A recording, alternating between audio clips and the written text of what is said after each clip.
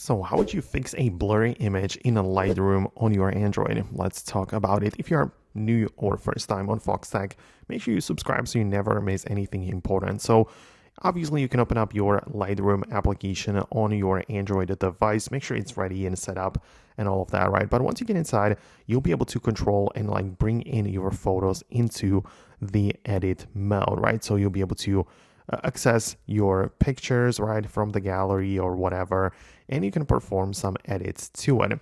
So the options that we want to look into are part of the edit, right? And you will need to go to the detail section. So we're not going to the light or color, but make sure you go to the detail where you have the sharpening, noise, and a color noise, where you get to bump up the sharpening. Make sure you even zoom in on the image to see the difference. You can add the sharpening, but not only that, you also have the radius, detail, and masking, which are 4 sliders, which are gonna end up with a different results. All of them can be adjusted separately, so I believe that you can explore these options in a very nice detail.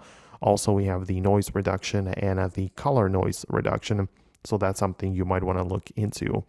So that's definitely something that you need to do. Of course, make sure that the blur is not manually added to the photo. So make sure that the blur is set to 0, right? And you can obviously perform some other changes as well, like go to the light and, perhaps do something else as well. But the details is likely the thing that is going to give you the best result. So let me know in the comments below if you managed to fix your issue. Naturally, if the photos are too out of focus or if they are very blurry, there isn't going to be much you can actually do about it. So let me know the situation on your end. Thanks a lot for watching and stay tuned for more upcoming tutorials and videos like this one.